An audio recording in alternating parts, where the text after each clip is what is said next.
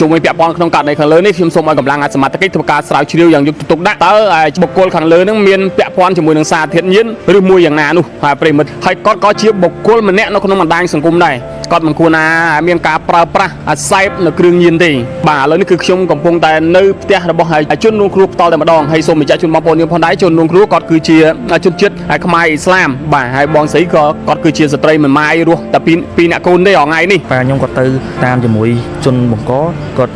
នៅនឹងប៉ុស្តិ៍ភ្នំពេញថ្មីហ្នឹងបាទក៏គាត់ប្រាប់ថាជនបង្កហ្នឹងមានបន្ទុកសារជាតិញៀនអូចាំបាននេះថាជនបង្កហ្នឹងមានបន្ទុកនៅសារធាតុញៀនទៀតបាទនៅពេលណាអញទៅដល់ទីតាំងកន្លែងកើតហេតុមាននៅពេលហ្នឹងមានឃើញជនបង្កនៅទីតាំងកន្លែងកើតហេតុហ្នឹងនៅអង្គុយនៅជាប់បងខ្ញុំហើយអត់ដឹងដូចលក្ខណៈគាត់អត់ដឹងអីចឹងលក្ខណៈថាគាត់មិនដឹងរឿងអីហ្មងអូ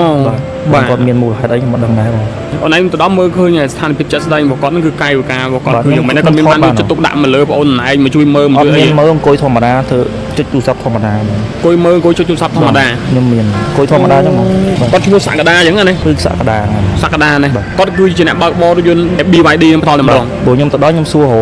អ្នកបើកបរគេចោលថាគាត់ហ្នឹងណាបាទគាត់ចេញទៅប្រហែលជាម៉ោង2ជាងបើជួបគ្រូថ្នាក់ហ្នឹងទៅហើយខ្ញុំដឹងរឿងនៅរយៈពេលម៉ោង2:42មកគាត់ទេមកគាត់ថាគាត់ដែរស្រែកមកខ្ញុំឯងគាត់ទេគាត់ស្រែកយកថាបងគ្រូថ្នាក់ចោលជួយខ្ញុំផងហើយសាទីស្លាប់បាត់ហើយស្ដោកហើយទៅពេលហ្នឹងទៅខ្ញុំក៏លឺខ្ញុំក៏ជិះម៉ូតូមកចេញពីកន្លែងធ្វើការមក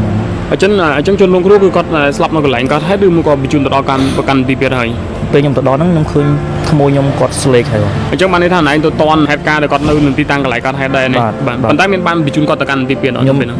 ខ្ញុំមុនដល់មានអ្នកទេហៅឡើងពេទ្យហើយបងនៅពេលរថយន្តខាងលើហ្នឹងគឺគាត់ជិះយ៉ាងម៉េចគាត់ថយឬក៏យ៉ាងម៉េចគឺគាត់ដូចជាគាត់នៅតារាផ្លូវហើយគាត់ថយទៅ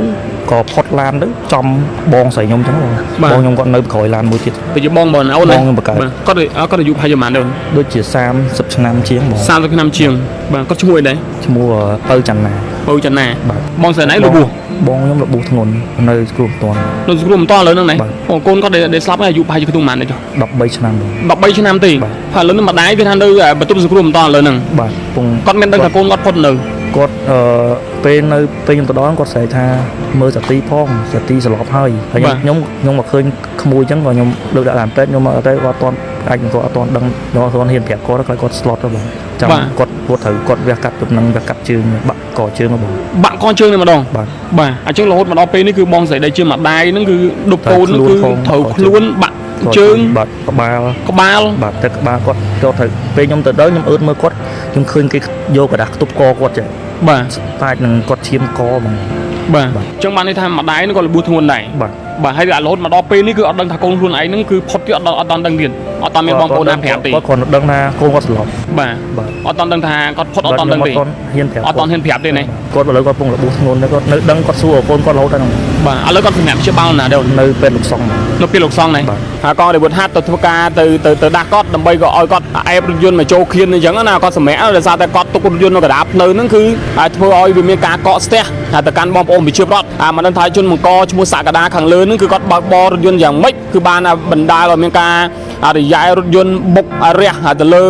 ឡានដូចជាម៉ូតូបាទរបស់បងស្រីដែលជាជនរងគ្រោះដែលកំពុងតែដប់កូននេះបាទមានវ័យអាយុប្រហែលជា30ឆ្នាំគឺត្រូវបានរងរបួសធ្ងន់គឺត្រូវ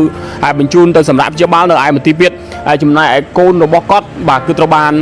ស្លាប់បាត់បង់ជីវិតតែម្ដងប្រិមិត្តហើយចំណែកឯបុគ្គលសក្តាខាងលើនេះអ្វីដែលយើងមើលឃើញនោះគឺគាត់មានស្តុកនៅសារធាតុញៀនបាទយើងដឹងស្រាប់ហើយពាក់ព័ន្ធមួយគ្រឿងញៀននេះគឺសង្គមខ្មែរយើងតែស្អប់ណាស់ចំពោះអ្នកការដែលប្រើប្រាស់នៅសារធាតុញៀននេះ